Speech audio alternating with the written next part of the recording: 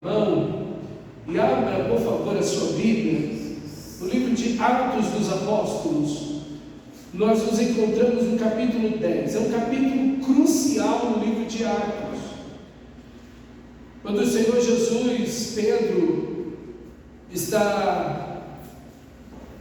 Jesus pergunta aos discípulos, quem dizem os homens que eu sou e quem vocês dizem que eu sou? Na resposta de Pedro, tu és o Cristo, o Filho do Deus vivo. Jesus disse: tu és Pedro, e sobre essa pedra, sobre essa declaração, eu edificarei a minha igreja, as portas do inferno não prevalecerão sobre ela. Ele te dou as chaves do reino. E exatamente aqui a segunda chave que Pedro usa. A primeira chave é lá no Pentecostes, quando ele prega para os judeus de vários locais. E também a igreja anuncia por toda a Judéia, também já em Samaria, o Evangelho. Mas agora no capítulo 10, o apóstolo Pedro, ele vai ser usado pelo Senhor para levar pela primeira vez o Evangelho aos gentios. A ordem bíblica em Atos 1:8: mas recebereis poder ao descer sobre vós o Espírito Santo e sereis minhas testemunhas em Jerusalém, Judéia, Samaria e até os confins da terra. Então a igreja ela precisa avançar nessa direção.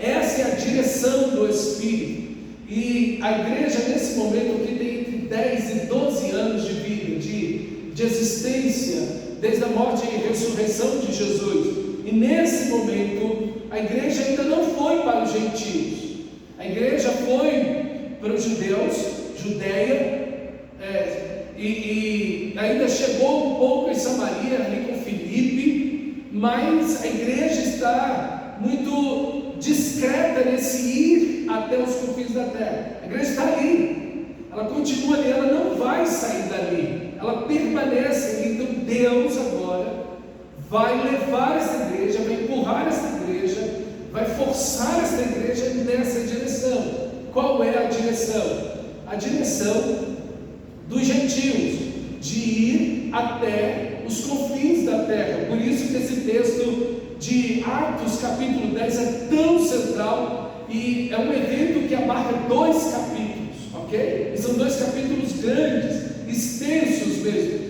São 2 capítulos que mostram a saída da igreja aos gentios. Então em Atos capítulo 10, versículo 1 diz assim: morava em Cesareia um homem de nome Cornélio, centurião da corte chamada italiana, piedoso e temente a Deus com toda a sua casa, e que fazia muitas esmolas ao povo, e de contínuo orava a Deus. Este homem observou claramente durante uma visão, cerca da hora 9 do dia, um anjo de Deus, que se aproximou dele e lhe disse: Cornélio. Este, fixando nele os olhos e possuído de temor, perguntou: que é, Senhor? E o anjo lhe disse: as tuas orações e as tuas esmolas subiram em memória diante de Deus. Agora envia mensageiros a Jope e manda chamar Simão, que tem por sobrenome Pedro. Ele está hospedado com Simão curtidor, cuja residência está situada beira-mar. Logo que se retirou o anjo que lhe falara, chamou 2 dos seus domésticos e um soldado piedoso dos que estavam ao seu serviço, e havendo-lhes contado tudo, enviou-os a Jope. Mantenha a sua Bíblia aberta. Esse texto maravilhoso, essa história se divide em 7 cenas. Aqui parece que Lucas usa um recurso bem do Antigo Testamento, ok? Que era um recurso que os profetas usavam, 7 cenas. Jesus faz muito isso nas suas parábolas.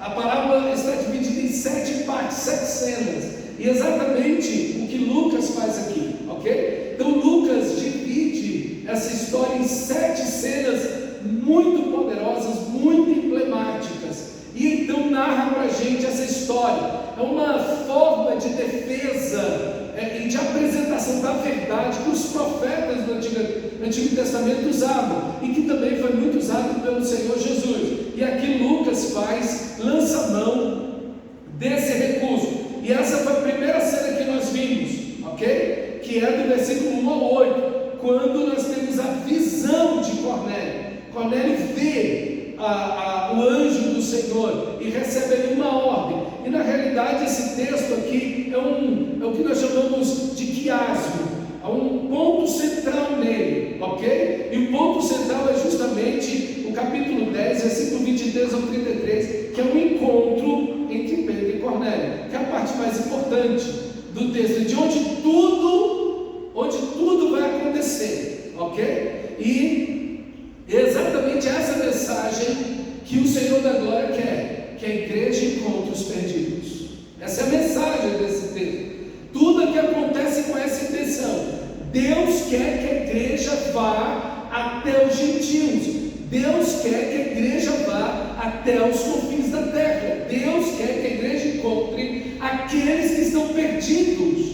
Então, essa é a grande mensagem do nosso texto, ok? Por isso que o centro de tudo está exatamente aí no encontro entre Pedro e Cornélio. Então, depois eu vou descrevendo cada cena para vocês, e qualquer coisa eu coloco lá a imagem desse quiasmo lá no WhatsApp da igreja, para você ter contato com essa estrutura tão bonita, ok? Tão bonita. Os centuriões, e aqui é o que o texto fala de Cornélio, que ele era um centurião da corte chamada italiana. Tá? A ideia aqui que nós temos no texto é que primeiro ele está na cidade de Cesareia. Cesareia era odiada pelos judeus, por quê? Porque era uma mini Roma, ok? Herodes queria fazer ali um local muito parecido com, por isso que o nome, em homenagem ao imperador Cesareia, a cidade de César. Então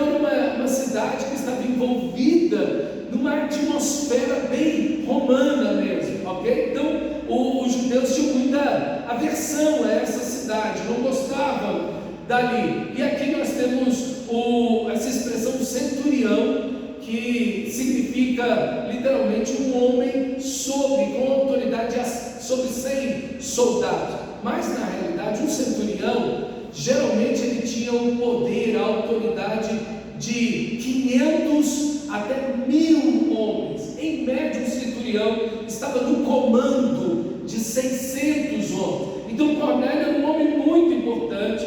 Ele era um homem que unia dois elementos muito interessantes. Ele era um cara que estava no campo de batalha, ok? Então quando a batalha se travava, ele estava lá no meio da batalha, ele estava junto com os soldados na batalha, mas ele fazia um ponto de ligação com os oficiais superiores, inclusive com o imperador. Então ele era esse ponto de ligação entre o campo de batalha e os oficiais superiores. Então ele era um homem que unia duas coisas muito interessantes. Ele era um homem de muita força, era um homem brutal, que brandia a espada de uma forma surpreendente, mas também um homem muito inteligente. Ele tinha muita capacidade estratégica. Era um homem letrado, era um homem que sabia ler, escrever, era um homem que poderia ter uma habilidade estratégica fantástica. Eles eram homens centrais. E quando você olha na Bíblia, os centuriões são homens bem vistos. Aquele centurião que chega até Jesus, lá em Mateus capítulo 8, pedindo para o Senhor Jesus curar o servo dele, ok? Veja, é um homem que tem uma lógica. Ele diz: não, Senhor, eu sou um homem sob autoridade. Eu mando um soldado, vem, ele vai, faz isso, ele faz. O que eu tenho visto é que tudo e todos estão sob a tua autoridade. Não entre na minha casa, eu não mereço. Manda uma palavra e a doença do meu servo vai obedecer. Jesus diz: eu nem Israel vou fé igual a essa aqui. Ele fica surpreendido. Veja, um homem que tem uma capacidade de discernimento extraordinária, ok? E também aquele centurião, quando vê Jesus morrer na cruz,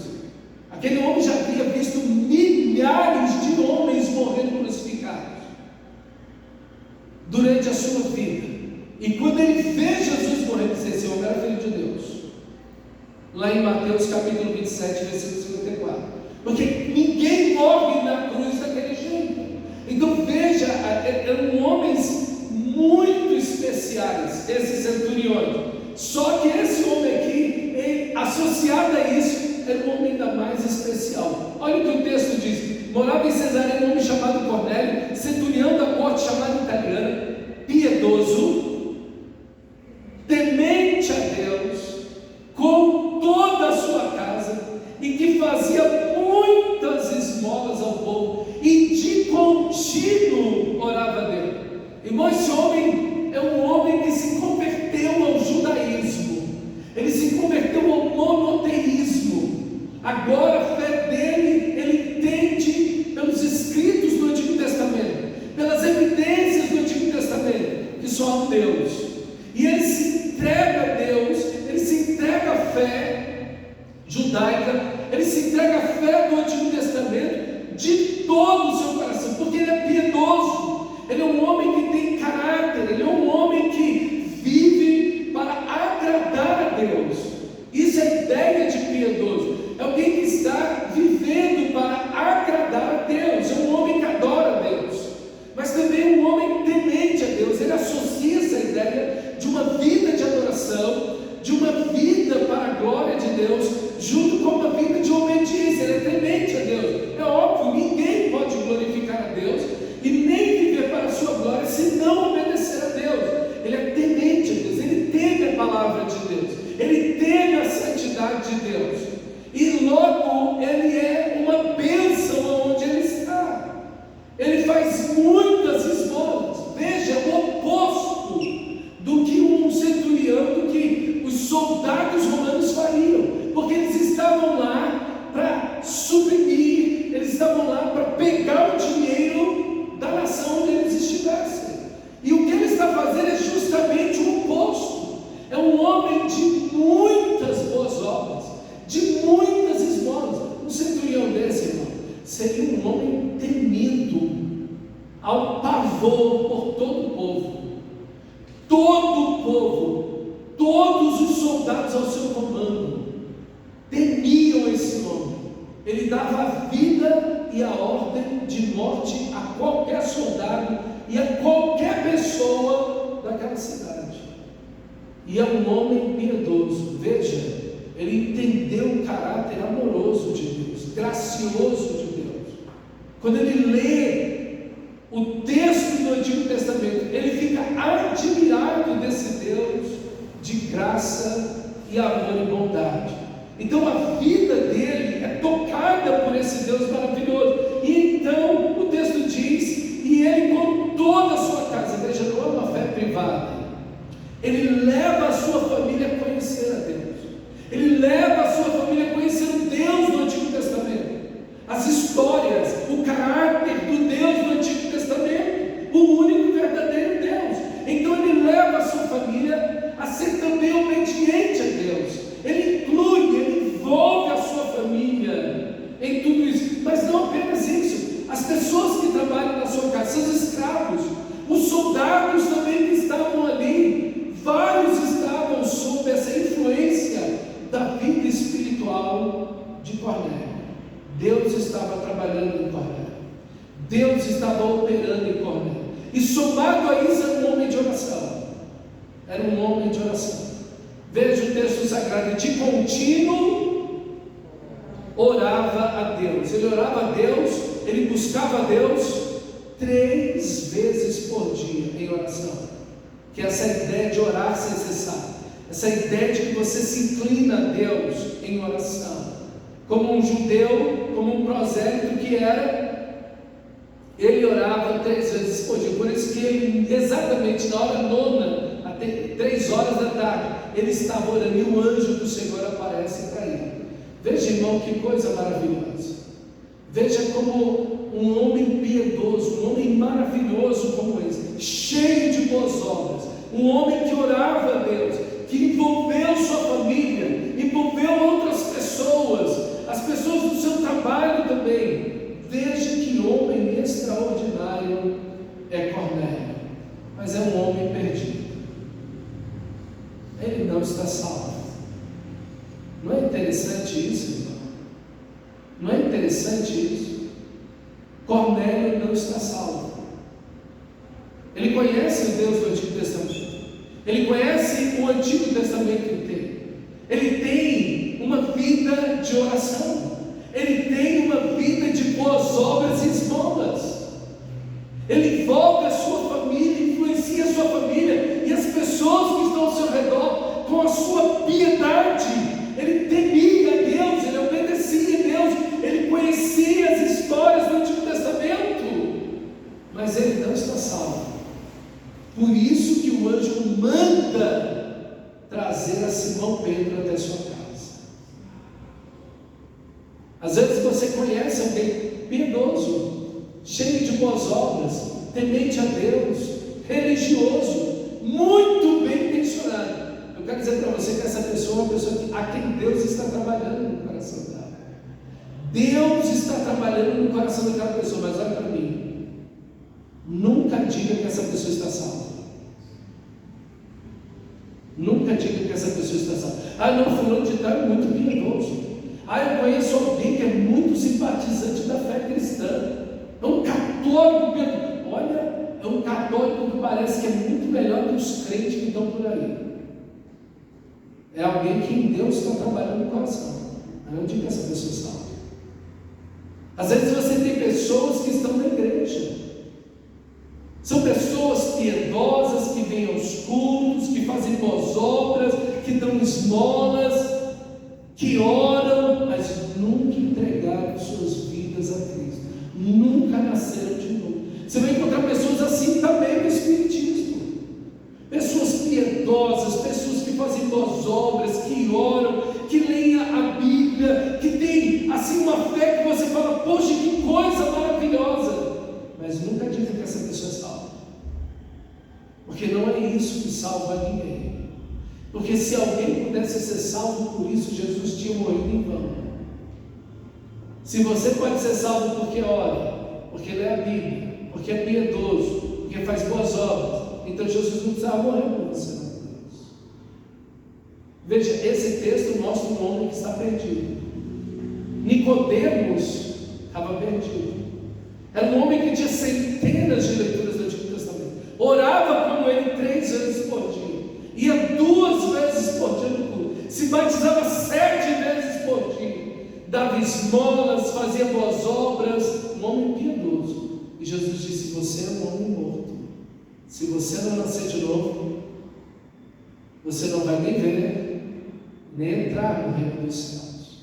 Então, irmão, esse texto mostra para mim e para você que pessoas piedosas são pessoas a quem Deus está trabalhando nelas, mas elas ainda não foram salvas. Cuidado com isso. Cuidado com isso. A salvação está em Cristo Jesus. Não há outro nome debaixo do céu pelo qual alguém pode ser salvo, a não ser no nome de Jesus. Então cuidado, porque parece um fio tão curto, é um fio tão curto, porque você olha e fala: não, essa pessoa, ela é melhor do que muitos crentes da igreja. Cuidado, ninguém veio ao Pai, disse Jesus, a não ser por mim. Você pode ter toda a piedade, você pode ter todas as boas obras, você pode orar, você pode ler a Bíblia, você pode ir para o culto, você pode fazer muita coisa, mas se você não nascer de novo, você jamais entrará no reino dos céus. Ninguém é salvo pela religiosidade. Está escrito em letras de luz no portão do paraíso: importa-vos nascer de novo. Só entra aqui quem nascer da água e do Espírito, aqueles que nasceram de novo, de verdade. Então é um texto que coloca a gente na parede, porque se Cornélio estava salvo, para que mandar chamar Pedro? Para que Pedro tem que vir? Para Para que Pedro tem que pregar o evangelho se ele já estava salvo? Inútil chamar Pedro. Não há salvação nas boas obras, não há salvação na religiosidade, não há salvação porque alguém ora, lê a Bíblia, é piedoso, dá esmolas. Não há salvação nisso. E aqui os Cornélios são poucos. Porque geralmente quando você encontra uma pessoa assim, essa pessoa diz: eu já sou salvo, eu já sou salvo. A gente já encontra pessoas que estão vivendo no pecado aberto e dizem: eu já sou salvo. Imagina pessoas igual Cornélio. Ele só foi pecado do anjo, hein? E eu já tive a experiência do anjo, né? Rapaz, eu estou em outro nível. Eu estou em outro nível aqui. Então, tenha cuidado. Eu acho que esse alerta do texto é muito importante para mim e para você. Principalmente nós que vivemos num país extremamente religioso. Num país extremamente religioso.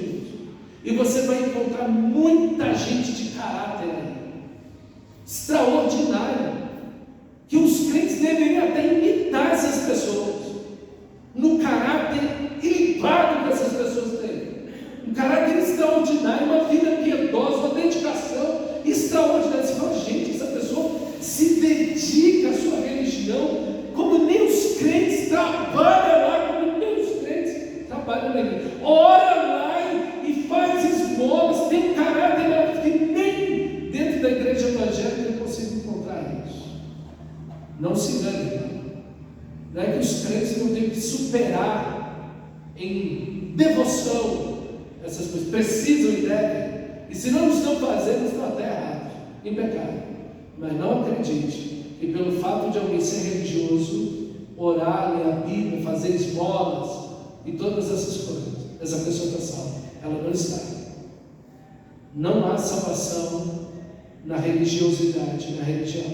A salvação está em Cristo Jesus, o nosso Senhor. Amém, amados? Claro nisso? Espero que tenha sido bem claro aqui. Bem claro aqui. Então não abra sua boca para dizer que fulano está salvo, porque fulano vai na igreja, porque fulano ora, porque dá esmola, porque é religioso. Não faça isso. Você está enganando essa pessoa. Pedro teve que ir lá na casa de Cornélio e pregar Jesus para ele, e falar dos pecados de Cornélio e de todo mundo que estava lá ouvindo. Aí houve salvação. Não há perdão de pecados em boas obras, esmolas, orações e uma vida piedosa. Não há perdão de pecados aí. O perdão de pecados está no sangue de Jesus, que nos purifica de todo o pecado. Amém? Então, um texto assim que abre os nossos olhos ainda mais, que desvenda para a gente a questão da salvação. Outra coisa muito importante do nosso texto é que a salvação começa com a oração. Não é lindo isso? Esse texto começa com a oração. Deus vai falar, o Espírito Santo vai falar com Pedro em oração. E o texto termina com oração. Glória a Deus. Você quer ver a salvação de pessoas? Olhe por elas. Você quer ver a salvação da sua família? Olhe por elas. Você quer ver a salvação da comunidade, das pessoas que trabalham com você, que estudam com você? Olhe por essas pessoas. Porque a salvação é uma ação de Deus sobre o pecador. Veja que Deus está trabalhando na vida de Cornélio. Deus está abrindo a mente de Cornélio, o espírito de Cornélio, para entender o Antigo Testamento, para entender que existe somente um Deus, onde Cornélio antes adorava centenas de deuses, dezenas de deuses, como era o panteão greco-romano. E por onde ele passou, ele pode ter adotado deuses de todos os cantos. Mas quando ele se aproxima, quando ele vai para o território de Israel, lá ele ouve do verdadeiro Deus, aí o Deus do Antigo Testamento, que é esse Deus que envia seu Filho Jesus naquela cruz. Quando ele entende isso, veja, Deus já começa a trabalhar nele. E é aí que nós vemos a salvação. Deus trabalhando no pecador. Então, olhe. Olhe, porque quando você encontrar uma pessoa e falar com ela de Cristo, saiba, Deus começou a obra primeiro, e você vai ser o instrumento de Deus para falar do Senhor. Quando Deus te levou uma pessoa, pode ter certeza, Deus já trabalhou naquela pessoa. Você não vai, não, eu estou indo sozinho, não, Deus já foi. O Espírito de Cristo já está trabalhando naquela pessoa. Então, meu irmão, vá crendo, vá em fé, lembrando que as suas orações são muito importantes para que essa pessoa chegue a Cristo Jesus. Veja, em oração, esse homem é encontrado com Deus. Esse homem, versículo 3, observou claramente durante uma visão, cerca de 3 horas da tarde, um anjo de Deus que se aproximou dele e disse: Cornélio. Este, fixando nele os olhos e possuindo de temor, perguntou: o que é, Senhor? E o anjo lhe diz: as tuas orações e as tuas esmolas subiram em memória diante de Deus. Veja, Deus estava aceitando a oração dele, Deus estava aceitando as boas obras dele, mas ele ainda não era salvo. Veja, Deus está trabalhando na vida de Cornélio. Cornélio está no caminho certo. Cornélio está orando e adorando ao Deus único e verdadeiro, mas ele precisa agora de Cristo Jesus. Sem ele não há salvação. Ele precisa receber o Evangelho. E então a ordem do anjo é: agora, ok, até aqui você está super bem, mas agora envia mensageiros a Jope e manda chamar Simão, que tem por sobrenome Pedro. E ali ele tem o endereço e o CEP certinho de onde Pedro está.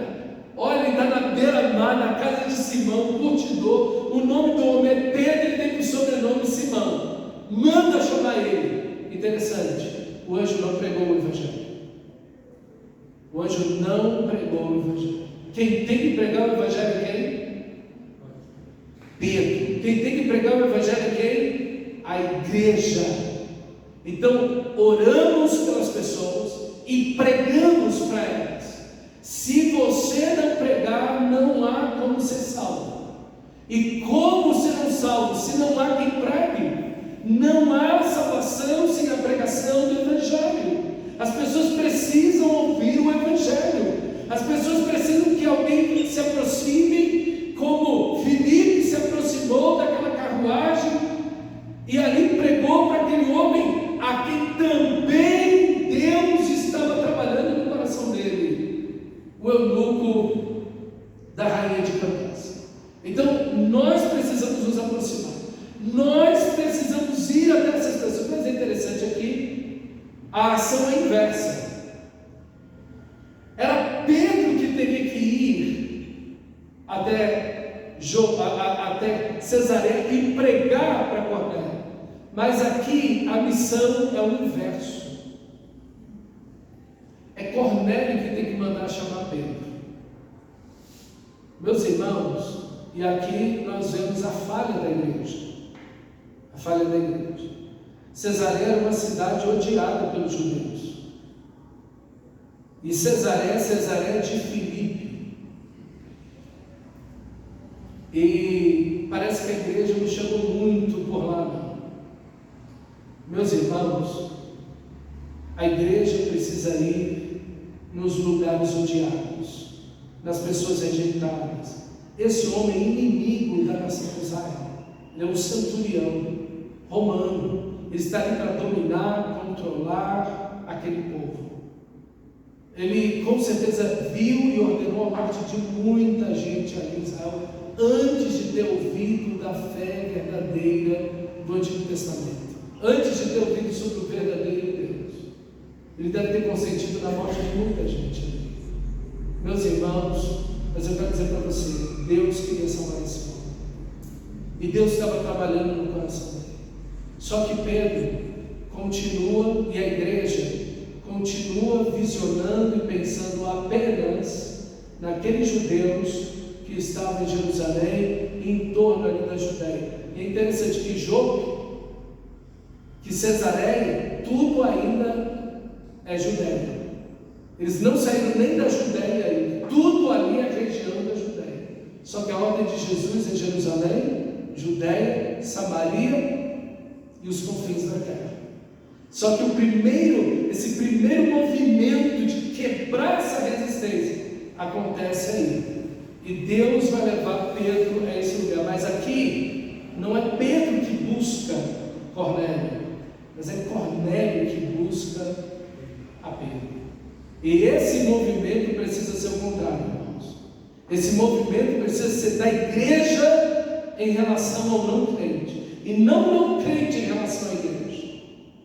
A busca deve ser da igreja em relação àquele que está perdido. É a igreja que deve ir, é a igreja que deve avançar, é a igreja que deve obedecer o Senhor e ir até os confins do mundo. É a igreja que deve fazer esse papel. A igreja não pode ficar parada esperando que Deus envie anjos para ir e conversar com as pessoas e orientar. Vá até a igreja de Cristo na 608 da Samambaia. Não, é a igreja que tem que ir, é o povo de Deus, somos nós, cada um de nós, indo pregando o Evangelho. É isso que precisamos fazer, irmãos. É isso que precisamos fazer. E às vezes a gente tem tanto assunto para falar, mas às vezes a gente não tem o Evangelho para pregar. Ah, mas está chovendo demais já. Estava seco demais já. Você viu o Trump e foi eleito essa semana. A gente puxa assunto para tudo, mas não fala do Evangelho de Cristo Jesus.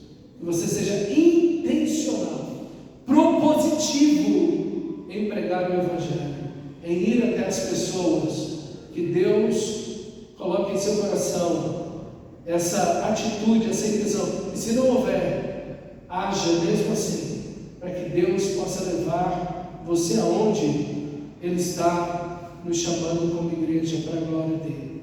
Então Cornélio vem, toma 2 dos seus servos, um soldado piedoso, e manda até Jope, beira-mar, buscar a Pedro. No dia seguinte, porque isso era 3 horas da tarde, 3 horas da tarde, agora vai ser o almoço, meio-dia. Provavelmente esses homens saíram ainda de madrugada, enviados por Cornélio, saíram de madrugada, porque eles iam andar mais ou menos uns 30 quilômetros, de 30 a 50 quilômetros aqui, mais ou menos, a distância de Cesareia para Jope. Então eles tinham que andar bastante, talvez até foram na mesma hora, ok?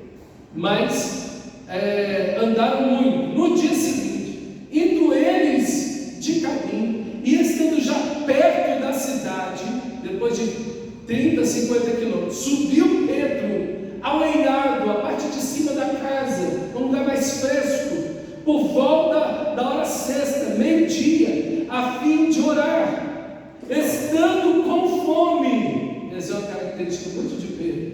Pedro sempre é um faminto, ele sempre é um homem de muita fome. Então ele está esperando lá alguém preparar comida. Estando com fome, quis comer, mas enquanto lhe preparavam comida, e ele estava lá orando, no terraço, então o texto diz: então viu o céu, sobreveio-lhe um êxtase. Deus tomou Pedro ali, o Espírito de Cristo tomou Pedro naquele momento. Então viu o céu aberto e descendo um objeto como se fosse um grande lençol, o qual era baixado à terra pelas 4 pontas, contendo toda sorte de quadrúpedes, répteis da terra e aves dos céus. E ouviu-se uma voz que se dirigia a ele, dizendo: levanta-te, Pedro, mata e come. Mas Pedro replicou: de modo nenhum, Senhor, porque jamais comi coisa alguma comum e imunda. Segunda vez a voz lhe falou: o que Deus purificou não considere comum. Sucedeu isso 3 vezes, e logo aquele objeto foi recolhido ao céu. Meus irmãos, veja, nessa experiência tão poderosa que Pedro tem, e aqui eu quero chamar a sua atenção, porque às vezes nós pensamos que essas experiências que Deus dá, elas sempre estão envolvidas por um divertimento cristão, né? É como se Deus desse uma experiência pela experiência. Aí eu senti um arrepio, Deus falou comigo, enfim, eu tive uma visão. Mas veja, quando Deus fala, Ele tem um propósito. Quando Deus fala, o propósito dele é do crescimento do reino dele. Tem a ver com a edificação da igreja, tem a ver com o evangelismo daqueles que estão perdidos. Deus não dá experiência, Deus não faz parquinho, ok? Não, aqui é um playground, aqui é o Nicolândia, então a gente vai simplesmente ter uma diversão aqui. Não, isso não é uma experiência de fato dada por Deus. A experiência dada por Deus, ela tem um propósito, ela tem um objetivo, ok? E o objetivo aqui é a salvação de pessoas. Quantas experiências você vê gente contando aí que não tem nada a ver com a salvação de ninguém? É simplesmente um arrepio pelo arrepio, um sonho pelo sonho, a experiência pela experiência. Não edifica nada de ninguém. Não tem salvação de ninguém depois daquilo. Não tem nada depois daquilo. Aquilo é só experiência pela experiência e nada mais. Aí eu arrepiei e a pessoa fica girando em torno de si mesma, girando os braços, sapateando, gritando as loucuras, se joga no chão. E depois? Deus falou comigo, e o quê? O que aconteceu? Alguém foi salvo? O reino de Deus avançou? Houve mais santidade?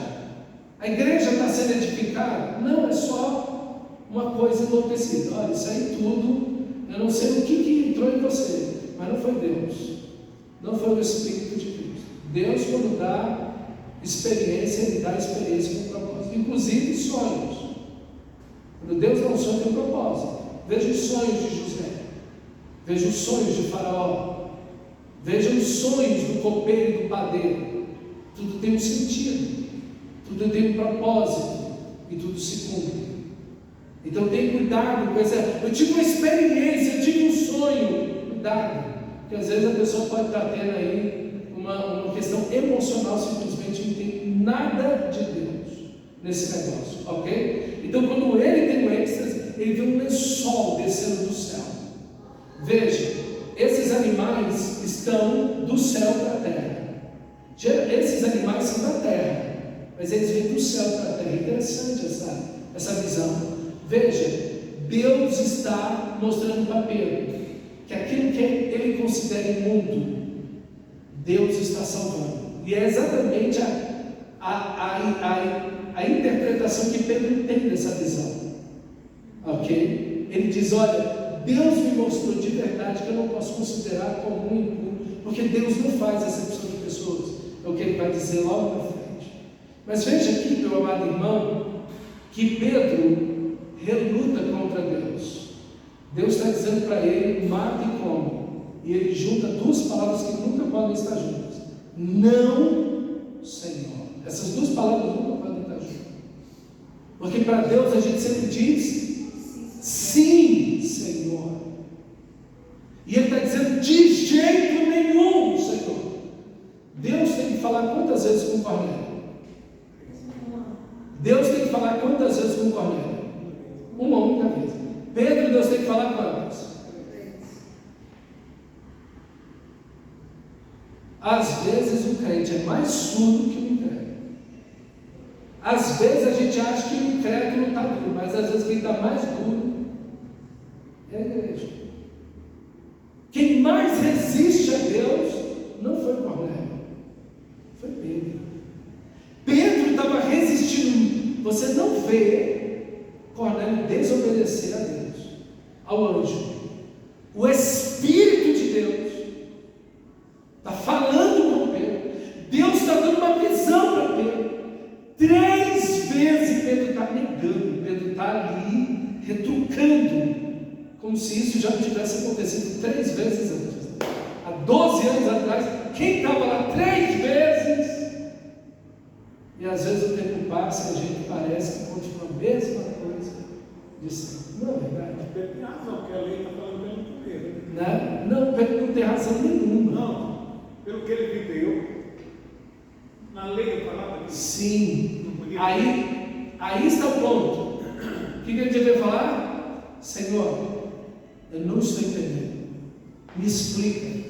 Senhor, abre a minha mente. O texto sagrado, olha só o que o resultado do versículo 17.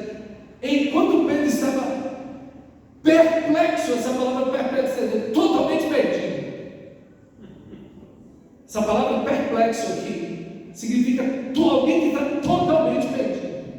Pedro está totalmente perdido. Ele não sabe. Irmão, sabe o que a gente precisa? Quando você não entendeu o texto da Bíblia, quando você não entendeu uma direção de Deus, não diga não para Deus. Diga: Deus, me ensina. Diga: Deus, me explica. Diga: Deus, tem misericórdia, eu não estou entendendo o que o Senhor está me mandando fazer. Deus está falando com Pedro. Deus está mostrando para Pedro. Deus está mandando Pedro. E ele não está obedecendo.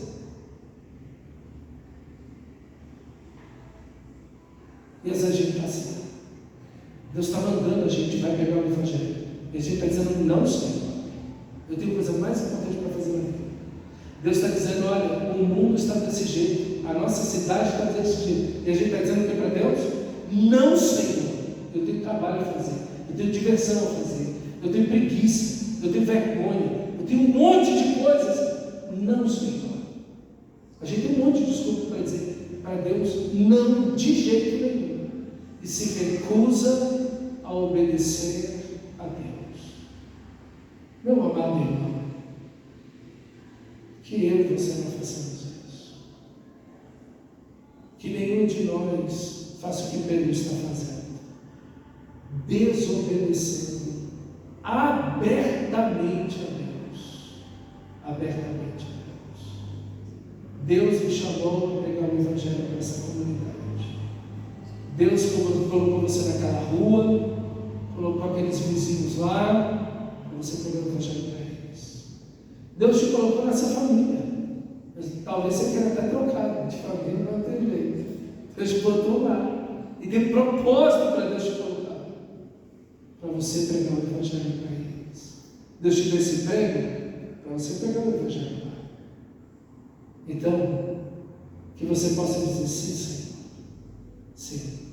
Eis-me aqui, envia-me a mim. Sim, Senhor. Eu estou aqui para pregar a tua palavra. Deus não vai aceitar nenhuma das nossas desculpas. E se Deus mandou a gente fazer alguma coisa,